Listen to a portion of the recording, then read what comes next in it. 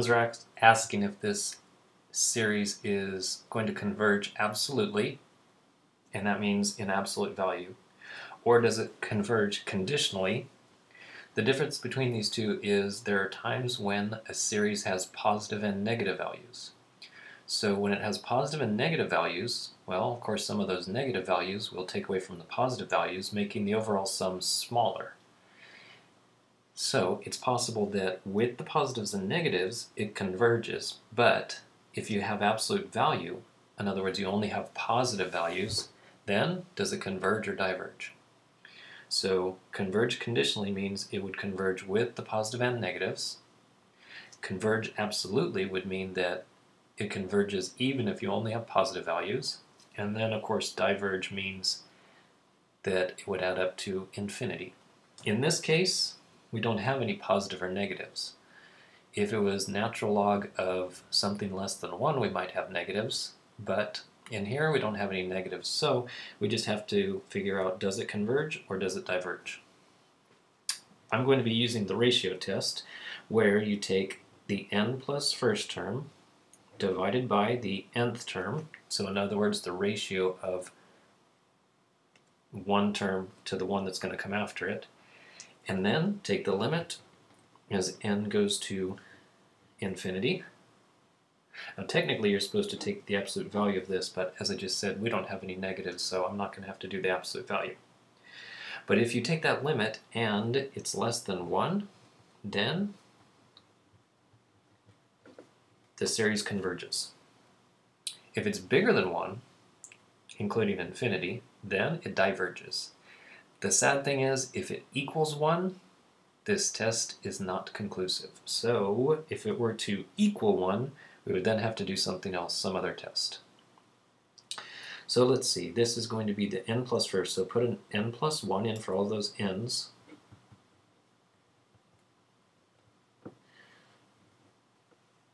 And it's going to be sort of a big fraction. So in the numerator is going to be n plus 1 over the natural log of n plus 1 to the n plus 1, and then divide by the nth term,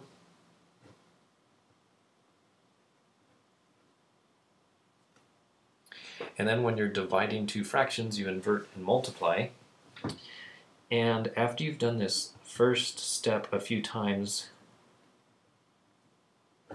I would suggest that you just skip this step and go to this step. So it's going to be this term right here, so the n plus 1 over the natural log of n plus 1 to the n plus 1, and then invert and multiply, and it would look like that.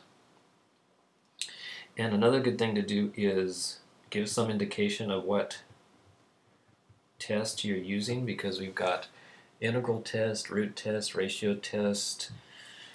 We've got all of these tests, and it's good to know which one you're using. So now we could reduce.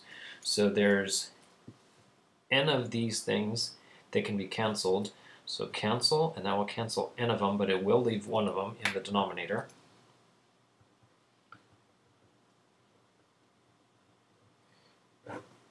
So for the numerator, we've got n plus 1, we've got this n, and there's the natural log of n plus 1, and there's just one of those.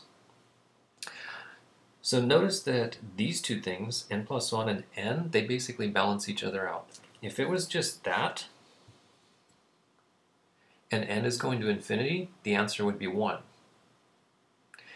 But this even has more in the denominator, so then it's going to be 1 divided by something, and that something is going to infinity.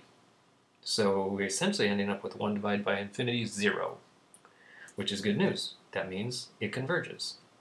Now we actually have to prove that it equals 0. So this would be infinity plus 1, also known as infinity. This would be infinity times infinity, so that means it's infinity over infinity, so we're allowed to use L'Hopital's rule.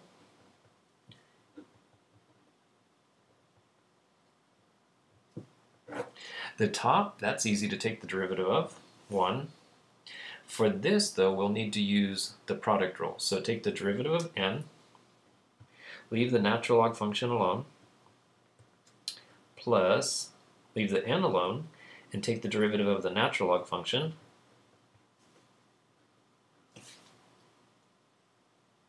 and then we need to clean that up because it's a compound or complex fraction. So multiply the top and the bottom by n plus 1.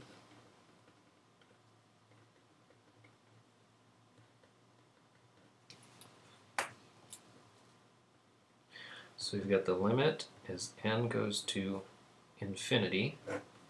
The top now has an n plus 1. The bottom has n plus 1 times the natural log of n plus 1. And these cancel, so it leaves an n. Well, I'm pretty sure that this thing is going to 0, but L'Hopital's rule took something that looked like this and made it look like this. And that is actually more complicated instead of less complicated. So I will try L'Hopital's rule one more time, but if it gets even more complicated, then L'Hopital's is not helping us. We'll need to try something else. So try L'Hopital's rule again. So the derivative on the top, again, will be 1. The derivative here, right here, we need the product rule, so take the derivative of this is going to be a 1, then times natural log. And then leave this alone and take the derivative of this. So that's going to be plus an n plus 1 left alone. The derivative of this is going to be 1 over n plus 1. Oh, excuse me, this is supposed to be times. 1 over n plus 1. Whew. And the derivative of this is 1. Yay, it worked! Because this time, when we have this compound fraction, it cancels. So then we're left with the limit as n goes to infinity. Good old L'Hopital. 1 over, we've got the natural log of n plus 1, and then a 1 plus a 1. Okay, so now let n go to infinity. Natural log of infinity is infinity. Plus 2 is infinity. 1 divided by something infinitely big makes it infinitely small, 0.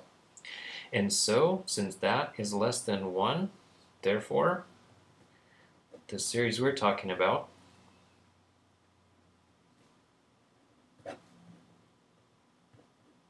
converges. Adds up to a finite amount. And technically, you could say it converges absolutely, because if you were to take absolute value of this, it's the exact same thing.